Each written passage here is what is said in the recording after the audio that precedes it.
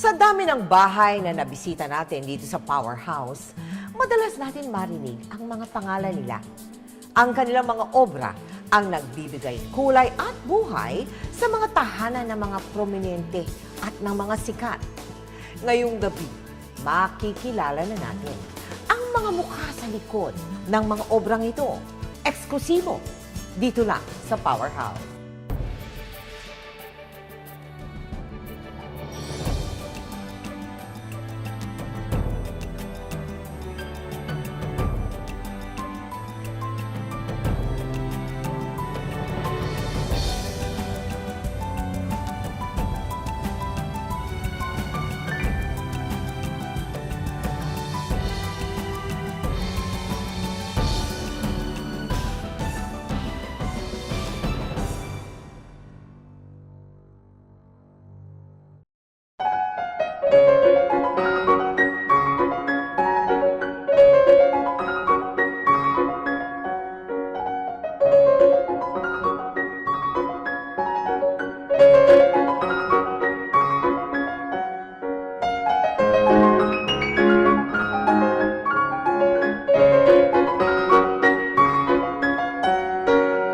Maniniwala ba kayo na ang mga glass sculpture na ito ay nagkakahalaga ng daang-daang libo at ang iba umaabot pa ng milyon? Yan ay dahil ang mga Orlina glass sculpture ay maihahalin tulad daw sa mga diamanteng alahas. Mabusisi ang paggawa at maingat ang mano-manong proseso para makuha ang ninanais na disenyo at hubog nito. Isang tunay na obra maestra. At ang taong lumikha ng nakabibighaning glass sculptures na ito ay walang iba kundi si Ramon Gahol Orlina. So, paano kayo napunta dito sa pagiging sculptor, glass sculptor? Did you ever practice being an architect?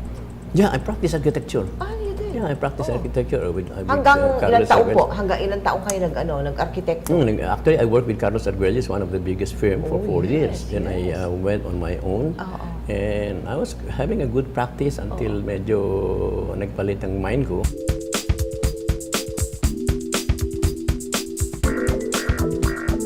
Isa siyang arkitekto na mas pinili ang una niyang pangarap na maging artist. Hindi naman nasayang ang pag-iiba niya ng karera dahil ngayon ay isa na siyang napakatanyag na iskultor.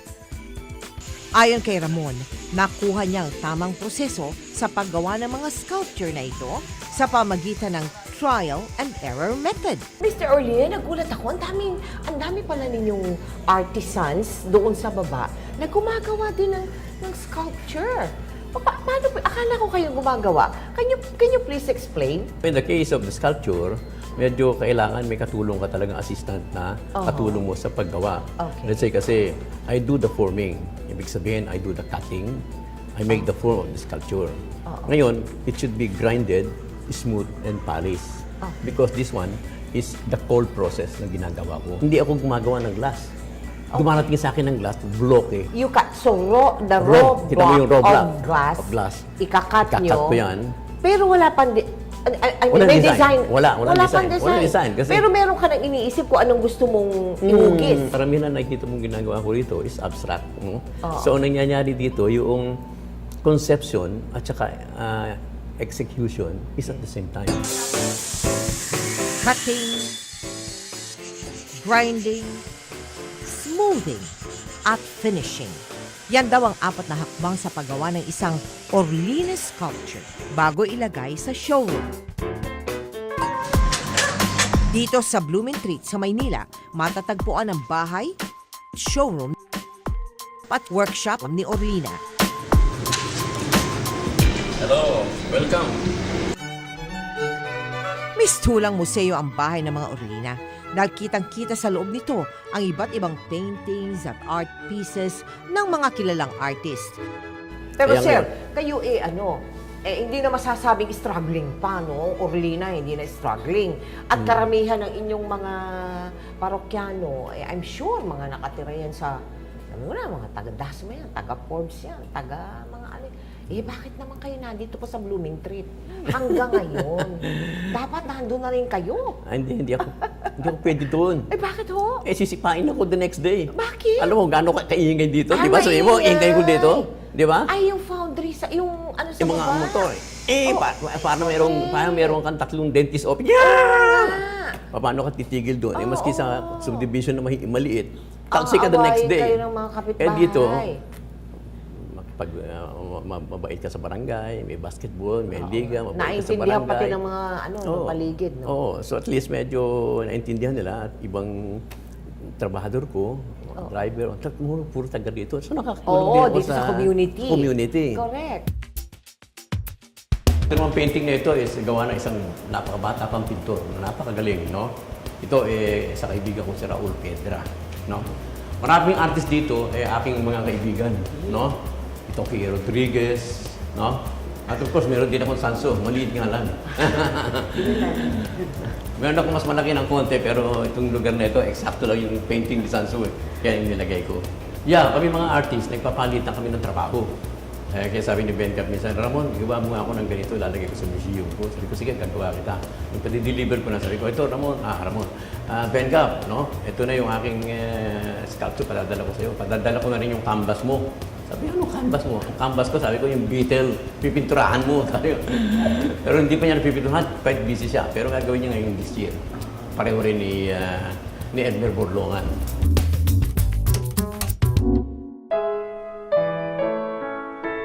Bukod sa paglililok ng glass sculptures, nalaman namin na may angking talino rin pala itong si Ramon sa pagtugtog ng piano. Sa katunayan, may 2 piano si Orlina sa kanilang bahay sa Blooming Treat.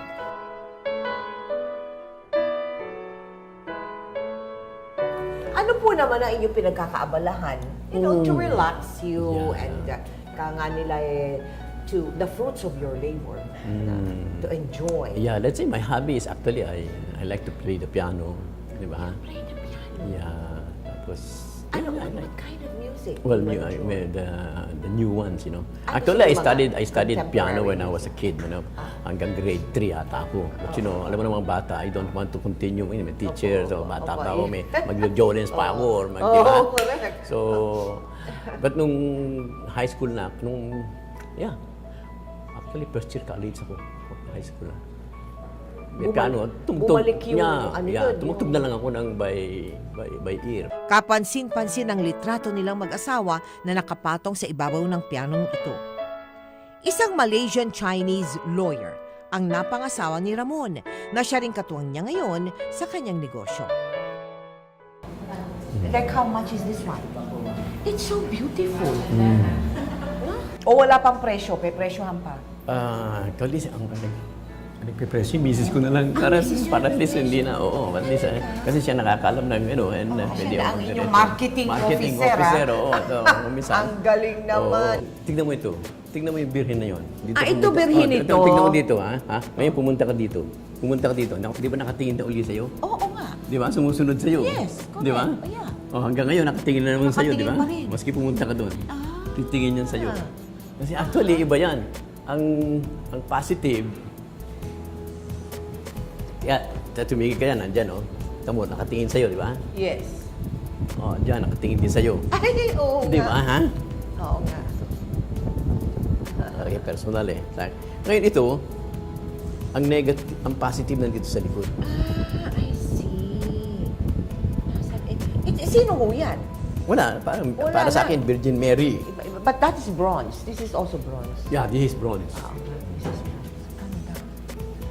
Beautiful. Yung original nito is from Senator Angara. Isa ko rin collector na. Yeah, I know. Ang dami na ho Angara. namin napunta. Itong powerhouse, ako dami na. At halos lahat na niyan. Kung hindi may Orlina, alam na namin pag bahay ng mayaman. Alam na namin kung ano yung madadatnan namin sa loob Ilan sa mga tahanang na nakitaan namin ng Orlina sculptures ay ang bahay ni na Congresswoman Lucy Torres Gomez. Ang design is what? Torso of a woman. Sige, believe na ako. At Senator Edgardo Angara Sr. Kinumisyon Talagang namin ito. kinumisyon ni Miss Orlina to Oo. do that, no? Kaibigan ko si Ramon Pero sir, pwede ba namin matanong, anong piece ninyo ang pinakamahal which piece na trabaho ninyo ang talagang pinakamahal? Yung pinakamahal siguro, yung ginawa ko sa UST. Expensive. UST. Recently lang yan. Yung Itong ginawa ko, 400, yung 400 anniversary ng UST, yung ito. Ito. Mm. Ay, glass ba ho yan? Yeah, glass ito. Ito sa bronze. loob. Sa loob, glass.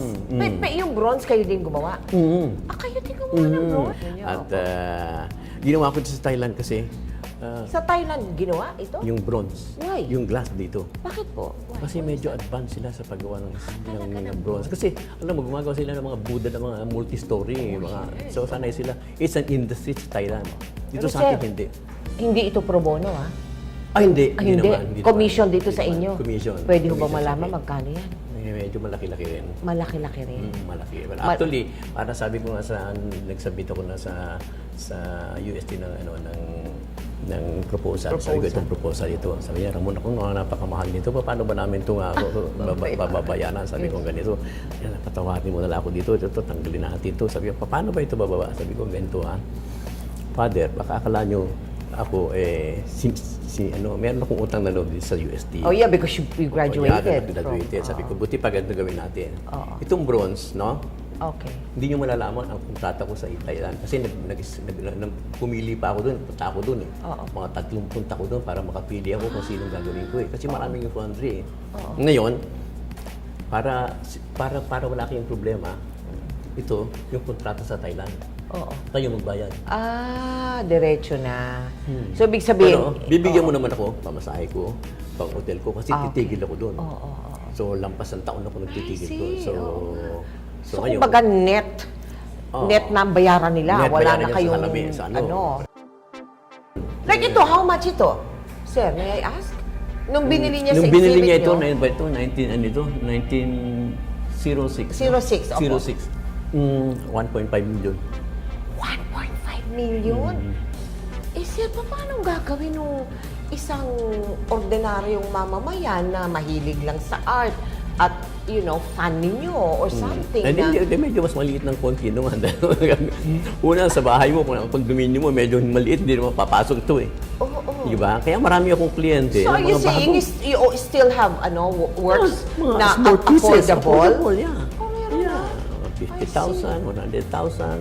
May 10,000 pa? Wala na. Baka naman astray na lang na maliit yun, nagaganyan. Or miniature na. Bukod sa art pieces ng mga kapwa niya tanyag na artist, isa pang bagay na hilig kolektahin ni Ramon ay ang vintage cars. Tell me about your vintage cars. Ngayon, actually yun, ang isa sa gusto ko rin pati, yung magawa sa Ilan sa po? kotse. Ilan ang pag-aari ninyo, pagmamay-ari ninyong vintage cars?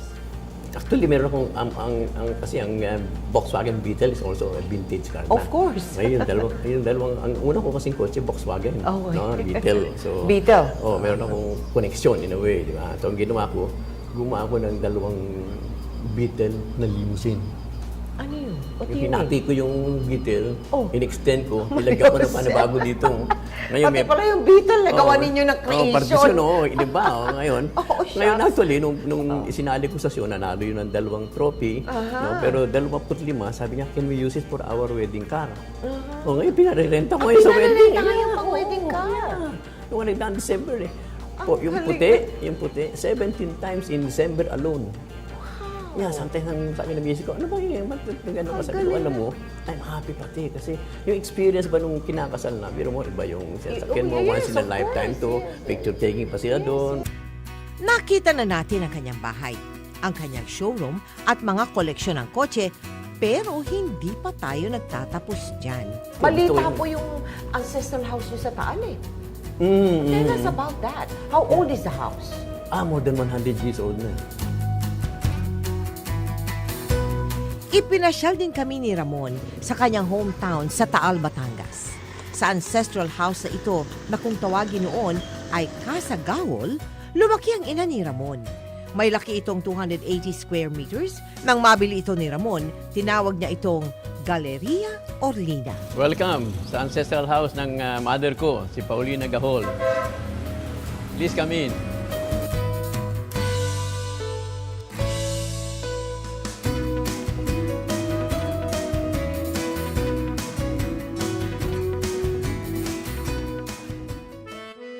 Ito ang painting ni Jojo Villamar. Actually, siya ang unang nagkameron ng first one-man show dito noong November. So, medyo successful naman. We were able to sell 12 of his paintings, no? Ito naman ay master nung unang panahon pa. Ha? Ang pangalan niya ay si Vicente Alvarez Dizon, no? Ginawa ito noong 1930. Makita mo is naka-apply yung embroidery na, let's say, very famous din ang Taal for embroidery. Dito nagsimula talaga embroidery sa Pilipinas.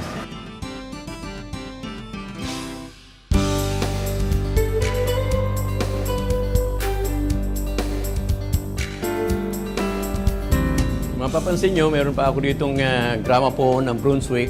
Wala itong kuryente. Ha? Ang ano nito is 78 pa, yung luma talaga. No? Iniikot ito. No? Pag ikot mo gano'n, ito lumalabas ang sound.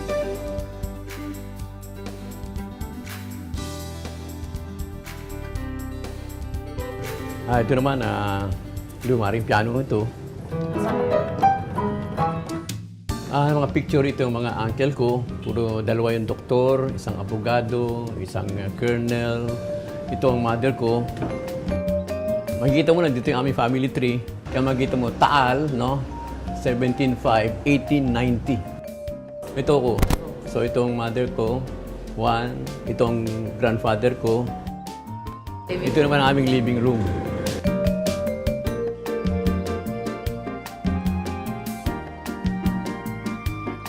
Dito, marami mga diploma makikita mo sa tiyo ko, sa tiya ko, puro mga sa kanila sa UP, sa UST, no? Meron din ako rito galing kay Caedo. Itong sculpture nito, si Caedo ng Jose Rizal. Medyo paborito kong artist ito, itong national hero. Galing ito sa aking first cousin, pero nabili niya sa Europe to. Pero dinonate niya, sabi niya, sige, lagyan na natin ito dito. Ito naman ang master's bedroom.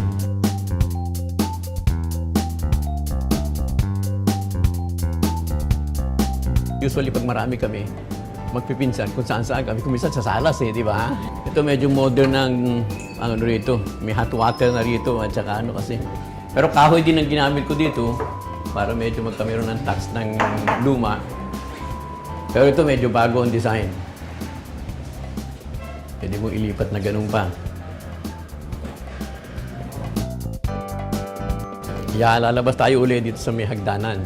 Napansin nyo, meron akong dalawang sculpture dito na may kabayo. Kasi dati, nagra-ride ako ng horse Yan ang kursunod akong bilhin to. Ito naman ang aming veranda dito na medyo maaliwalas, no? Tsaka may view ng Pansipit River. Ito Pansipit River is the outlet ng Lake Taal. So ito, from here to the mouth of the lake is 7 kilometers. Bagamat tuloy-tuloy pa rin ang pagpapaganda ng bahay, binuksan na rin ang Galleria Orlina sa publiko noong Nobyembre ng nakaraang taon. This is the great Mr. Orlina. This is Bob Miller. Hello, Bob. How are you? Hello. Dr. Marindoki. Hello, Doc. That's Johnny Valdez. Ano, Johnny? Ramon? Johnny F. Oily. Yeah. That's Randolph. Hello, Dr. Randolph. Potasio. Hi! How are you? Ito Porata. You have a happy home, you have successful children, you have a happy married life. Ano pa ang gusto ni Orlina? Siguro, tinutulungan ko, gusto ko maging tourist destination yung Taal, which is my hometown. Kaya nga ginagawa yun. We have the biggest church in the Orient. We have, Balisong doon ginagawa hanggang ngayon. We have so many things to offer na hindi masyado nabibigyan focus ng gobyerno. Ang problema, ang gumagawa hindi pa taga-Taal. Kaya sabi ko, teka muna, kami ibang mga Taal, nagkameron kami ng organization na tinutulungan namin yung mga iba. So at least ngayon, Yun ang para sa akin, iyong, gusto ano, namin your na dream. medyo yun. Salamat sa inyo pagbisita. Sana sa isang buwan, no? Tapos na itong coffee shop at siguro kung ano pa yung mga pinagagawa ko rito, matatapos na. Everybody is welcome. I want everybody to go to Taal. This one is a very important heritage town in Batangas. Pero sir, syempre kayo ay may tinitingala kayo in the art circles. So, ano may papayo nyo doon sa mga ano natin?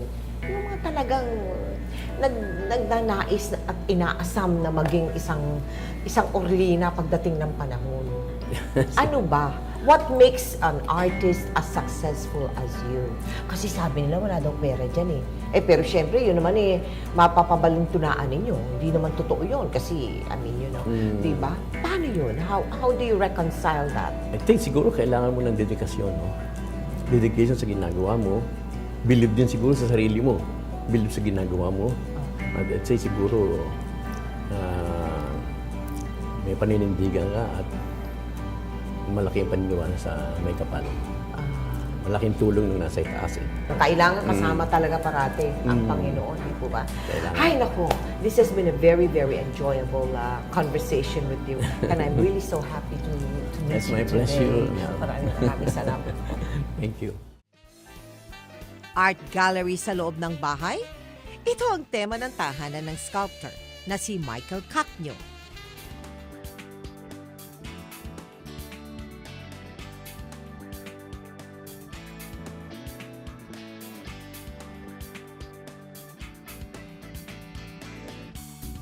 Mike, tell me kung saan nanggagaling yung concepts ng mga art pieces mo. Bakit, di ba parang Filipino na parang mga kagawian ng Pilipino, mga, di ba? Bakit, saan nanggagaling yan? Actually, nanggaling sa nung bata ako eh. I grew up in Malabon. Kasi Malabon kasi very, yung livelihood doon, mga simpleng tao lang sila. Tsaka fishing. Exactly, Marami fishing. kang Marami isda. Marami kang fishermen na mga Fisherman, okay? Na, siyempre, ang Malabon, pulo siya eh. Marami siya na paliguran ng tubig, maraming isda. So, para na-preserve doon yung parang our culture and traditions sa mga Pilipino, the way of life, yung panghanap buhay. Eh, nung bata ako, kasi gala ako nung bata eh. Yung bata ako, pupunta ako sa mga kalye-kalye, Okay. na lahat ng laro, pinasukan ko. Kasi lahat ng laro ng Pilipino, meron tayo kahit tag-araw, tag-ulan, kahit bumabagyo. Tag-ulan meron? Meron. Anong laro alam mong tag-ulan? Yung gagamba. Ay, Yes, gagamba ba gagamba. yun? Kasi lumalabas ang gagamba Yes, pag tag-ulan. exactly, tag-ulan. Okay. Tapos sometimes text, yung mga baraha, okay. gano'n, sigay, gano'n. So, nung bata kasi ako, very playful ako nung bata. So, yung mga Pasko, parang na-inspired akong gawin yung mga dati kong mga ginawa nung panahon na yon. May lawak na 300 square meters ang floor area ng bahay. Sa bawat sulok nito, makikita ang halos 50 skulpturang tatak Cacño, syempre. Sino ang father mo? Yung Angel Cacño. Oo, no. What I'm saying is, iba yung Yeah, painter yung siya. genre ninyo Yes, diba? exactly. Iba eh. Kasi dumating yung point na humiwalay na ako sa field. Kasi actually, I finished painting in UP. Did you? Yeah, I finished So did you painting. also do painting noon? Yeah, I nagka-painting see. ako. Alright, Nag-paint ako from the time na yung nung bata pa ako. Kasi ako naging model ang dad ko nung sa studio niya eh. At the same time, ako yung parating kasama niya. Kasi yung lugar kasi namin doon sa bahay, may basement. Basement kasi usually malamig doon. Eh, after school, parang lalaro ako, matambay ako doon sa lugar ng dad ko kasi Saan yan? malamig. Sa Malabon? Yung sa Malabon Malabon pa rin na bahay yun. ninyo? Kasi Malabon ng time na talaga, hindi siya pang binabaha eh. So, ang time na yon talagang doon akong sumasama sa kanya. Eh, syempre, pag artist ka, marami kang mga scratch papers, tsaka mga used materials na hindi naggagamitin. Yung ginagamit ko. At the same- Ginagamit, dinodrawingan mo pa? Dinodrawingan ko pa rin. Dinodrawingan mo rin Kasi, yun? yes, exactly. Kasi nung time na yon may ako sa mga Marvel comics. Spider-Man, X-Men, yun. From that, kinokopya ko yung mga anatomy ng mga superheroes na paborito ko. Tapos, doon na lang nalaman ng dad ko na meron pala ako ngayon sa art na magaling daw akong magkulay, very sharp yung aking pagkahalo-halo ng mga kulay, hindi takot. Kasi, basta mag-artist ka, pag artist ka, dapat wala kang fear. Kasi do you you're mean by fear? Sometimes Anong fear dun? natatakot kasi minsan ng tao pag mag-combine ng kulay. O minsan sometimes pag andiyan na yung sketch, magkukulay ka, minsan lumalagpas.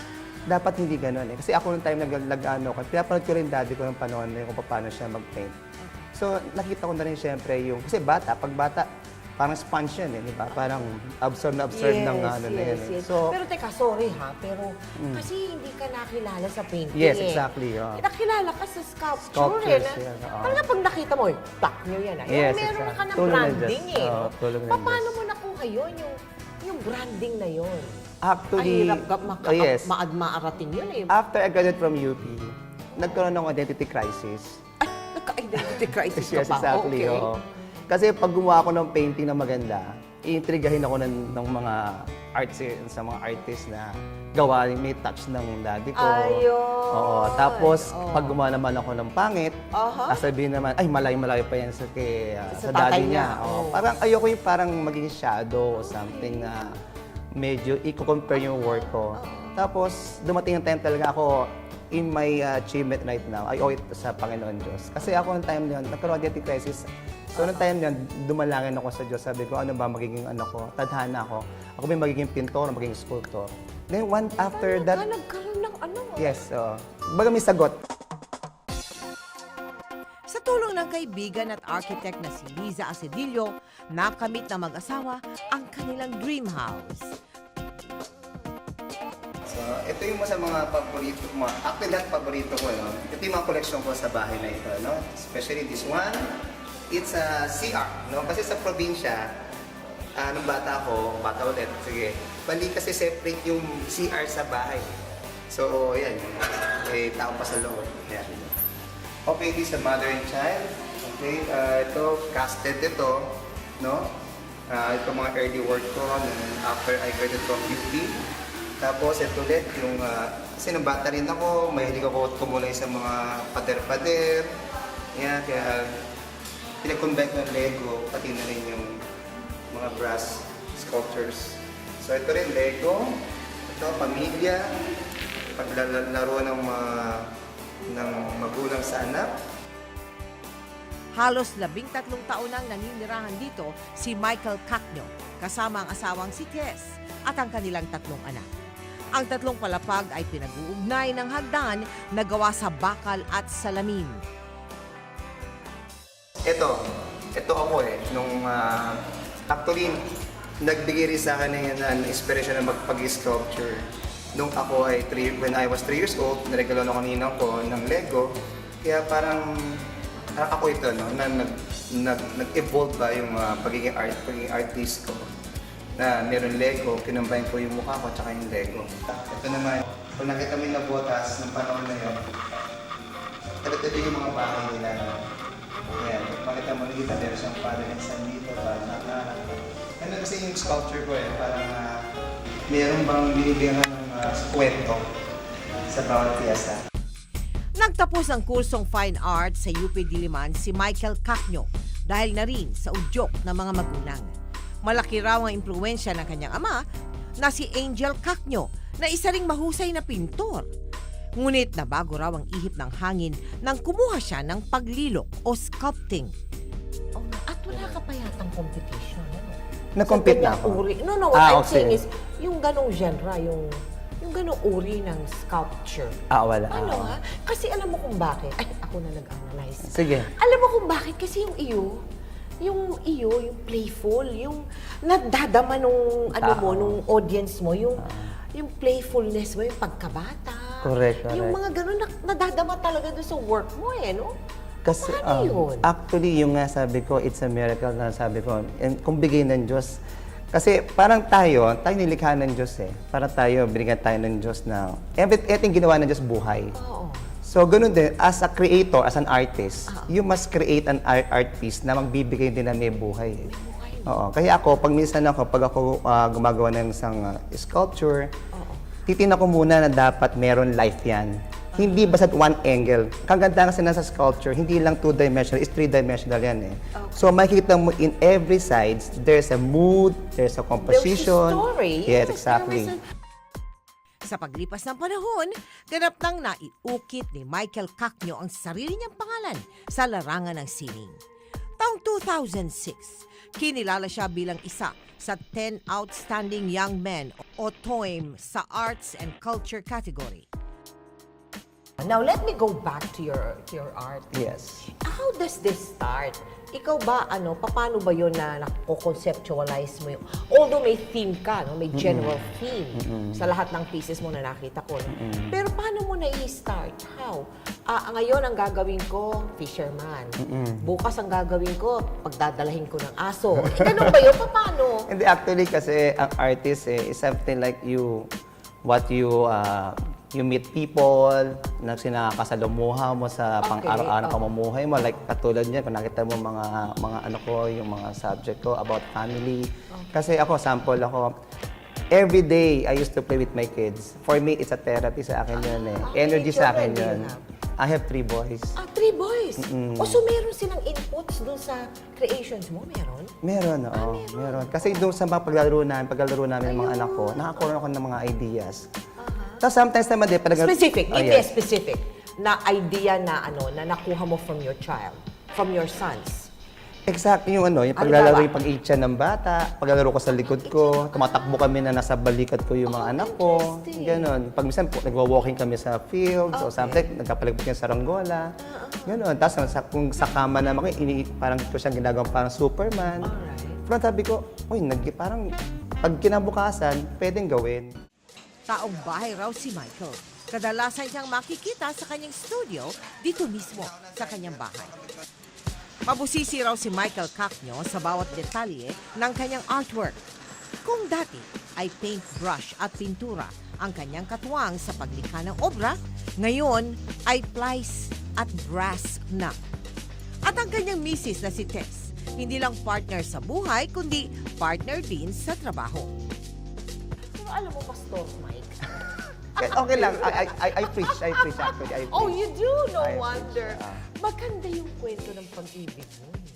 Kasi doon meron ding Meron din si sa- Kate, di ba? oo. Na doon din sa pag-ibig mo eh. Correct. Bakit sinasabi mo na yung si Tess was answered prayers? Sabi ko nga, nung na-meet ko nga yung asawa ko si Tess, nandun na lahat kasi. Ando na! Kasi ang requirement ko talaga, sabi ko nga sa hindi actually blind date yun eh. Blind Ang blind date. Pina-blind date ako sa isang ka-churchmate ko rin. He's also a minister that time. Sabi ko, kasi alam niya masyado akong pihikan. I'm looking for matangkad na babae. Sabi ko mga 5'6 or 5'7. Ang gusto kong tatangkad. So, yun nga, yung na-meet ko siya. At the same time, nasa marketing pa siya. Very articulate siya. Okay. Sabi ko, she's the right girl for me. Okay, nandito ulit tayo sa mga koleksyon ko.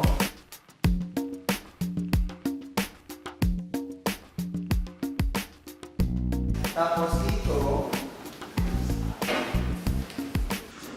yan, nasa UP pa ako. Yung ginawa ko yung parang banners, in the streets. Parang nag-represent ko ng time na ng bata kasi ako parang yun ang Pilipinas eh. Kasi yung time na yun parang hirap na hirap ang ating bansa. Actually, kasi pag sa UP ka, ang time na naramdaman ng mga nangyayari sa ating bansa. No? At dito naman, kapag tayo sa ating, kung saan ko tinatago yung aking mga paborito kong mga laruan ko.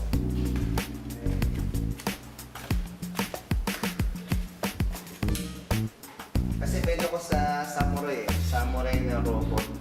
So, gumawa ko ng sarili ko. Yun yung parang samurai na robot.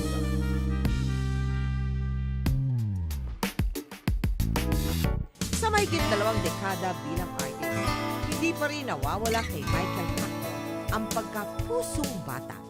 Ipinasilip niya sa amin ang kanyang koleksyon ng mga laruang kotse. So, ito yung aking mga gusto ko na pinokolekta. Yung mga Formula 1 cars, yung mga racing. Kasi, kahit nung bata pa ako, gusto ko yung mabilis eh. Kahit papatakbo ko ng bisikleta. Pero buat nagkasawa na ako, hindi na ako kapatakbo na mabilis. So, pero yun, rekala lang ako ng mga ganito.